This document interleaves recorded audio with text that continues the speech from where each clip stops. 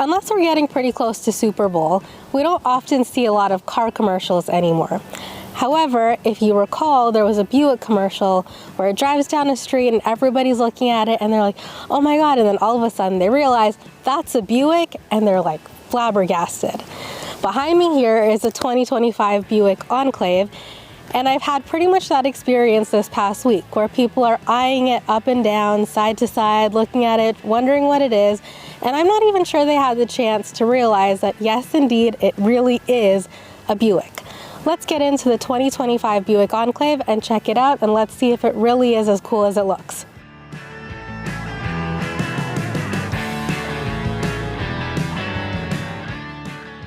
One of the things that I dislike about a lot of GM cars is that it's not a one-touch button for these memory seats. And I use them a lot because I'm a lot shorter than most of the people who drive the cars. So pressing it is not really an option in here. You've got to hold it down, and you can't really do anything else until you're done holding it down and you reach your final position now. It should be a one-touch button, which would make it way easier to swap drivers. And honestly, in a car full of all this technology, that should be a simple fix. Another thing I find a little bit annoying is that this curved screen right on this edge here is just sort of wasted screen space. There's nothing in there. Nothing ever goes all the way out to there. You can see even if you click camera, there's just a small little box here and it doesn't take up all that space there. Same with when you go into Android Auto. It takes up a small part of the screen. You've got a whole bunch of wasted space there, and I'm just not a huge fan. Also, as you can see here, the only touch buttons in this area are the climate controls, which I appreciate because we tend to complain a lot about having them be on the screen. However, if you've got kids back there and they can't reach the buttons on the center console, then you've got to do it up here, and that is a button on the touch screen. It's kind of annoying because it's an added layer of distraction when really if there was a rear button here, you could just flick these switches just as easily.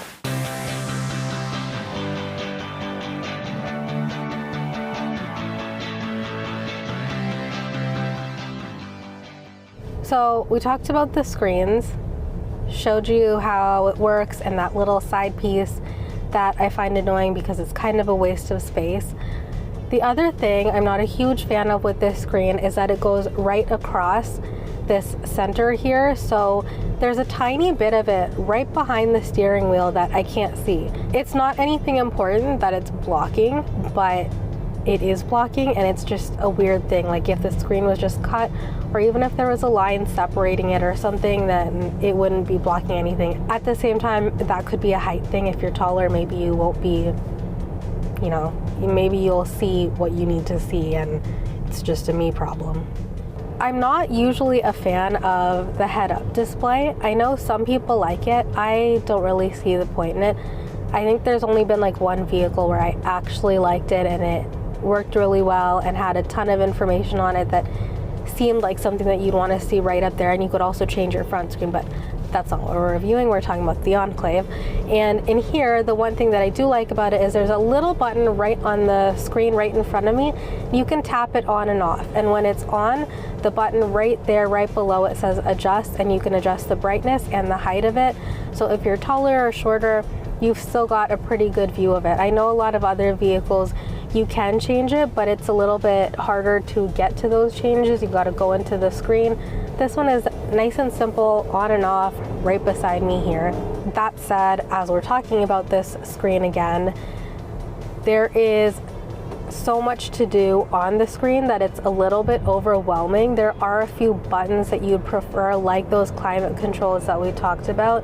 One of the other buttons that I almost wish was in, like it is in, you know, traditional vehicles, is the headlights. The headlight buttons are on the screen right below here, and I think that's so weird that you need a screen to put your headlights on. It's fairly simple. It's just not intuitive because unless you are a brand new driver driving a car for the first time, you are looking for specific things. And on that note too, you're looking for the wipers to be on the right side, not your gear selectors and putting it into drive here. It's a little bit frustrating to begin with. I do think if you actually owned a Buick, or this car specifically, you'd get used to those like little nitpicky things, but for someone who's only in it for a week, it's kind of annoying.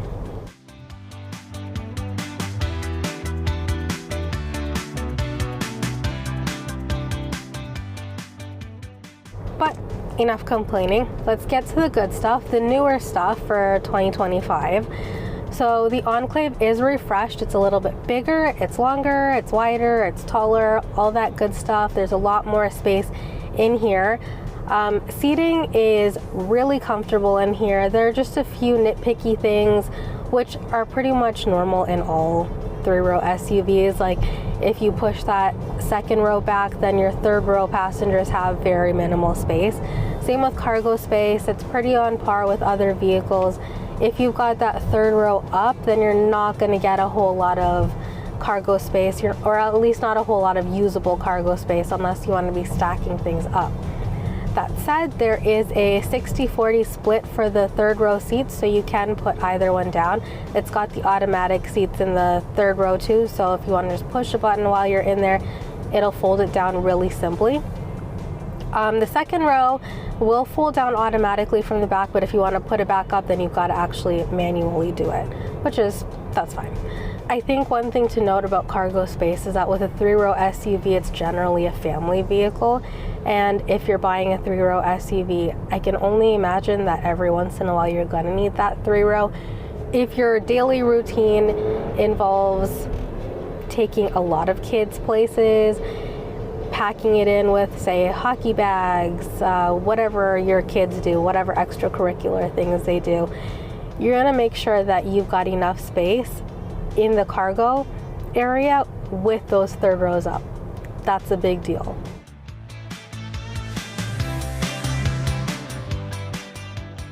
One of the things I like about this three-row SUV is the space in here. I've driven a couple where there's sort of a center console or an extra seat, and while I used to appreciate the bench seats because you get an added seat, I like this walkthrough because if you've got car seats strapped in and latched into the place in here, then other people can just walk around and go through. If not, if your kids have grown out of car seats, then you can still walk through, but you can also just as easily click this button at the side. It'll throw this seat forward and you can hop in through here and get in. Keep in mind that if you do have people back here, these seats need to be pulled up a bit.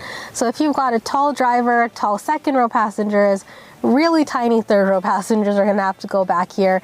And even then, you gotta keep in mind that with a car seat, your kids' feet go up and not down, so they're probably not gonna have a whole lot of space, which is something that I did experience in my week of driving this car with 3 little kids.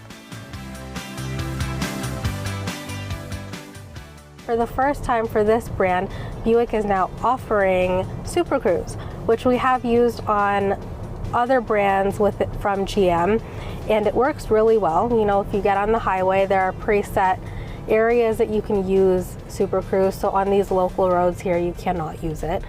But if you are on the highway and you click the Super Cruise button, the car does most of the work for you. There is a sensor here to make sure that you're continuously watching and paying attention to what's happening, but it does the driving for you pretty much, and it slows down and stops when it needs to. It'll even lane change on its own if needed. If you decide that you want to lane change on your own, you just click the signal and it'll do it for you still. And if there is some kind of problem, it doesn't feel like it can take over, then it'll tell you, it'll give you a beep and tell you to take over the wheel, and simple as that. I actually think Super Cruise is pretty easy to use and one of the better systems for sort of almost self-driving, not fully self-driving.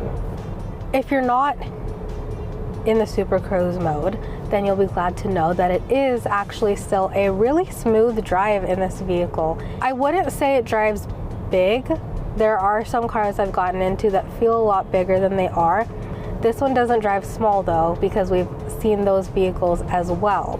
This one just basically feels like an average 3-row vehicle, and you know you need space, and it's gonna take up room on the road, and it's gonna need a little more space in a parking lot, but it's really easy to park because you've got those backup cameras. Even though they're a bit small, they still get the job done.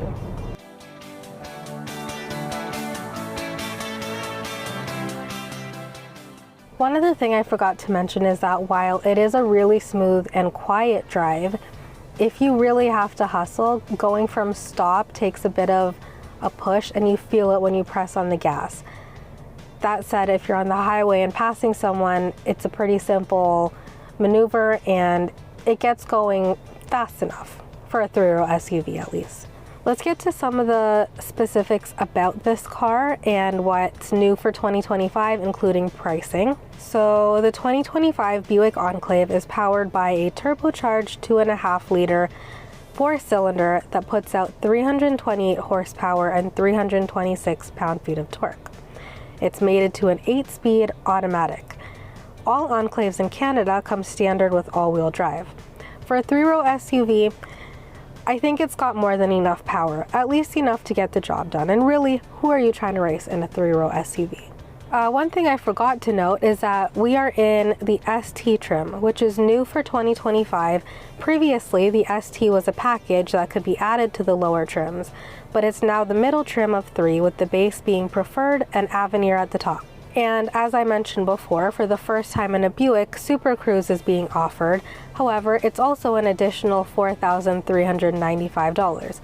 It's a cool feature that works well, and I've never had issues with it before. In testing it in here, we found that it's just as great and does everything that you need it to do while on those pre-marked highways. I think one of the things that I questioned while I was driving this is, yes, it's a great car, it's comfortable drive. I don't know if it's worth $70,000 when it's got quite a bit of competition in this 3-row segment. $70,000 is a lot. Nearly $5,000 is a lot to add Super Cruise. I don't know if I really care enough about the Super Cruise to spend an extra $5,000 on my family vehicle when it's not coming from a luxury brand, if that makes sense. Like, if I am going to get a 3-row SUV, I want to be able to sit in here and be comfortable with my kids throwing all their crap and junk into here. And if you've got a little bit more money to spend on it, I imagine you're buying something a little bit more premium, a little classier. Not to say that this car isn't classy enough. It obviously has enough upgrades that make it a great car, but I don't know. I'm not sure if it's doing quite enough to get it up to the standard of what I think a 3-row vehicle should be.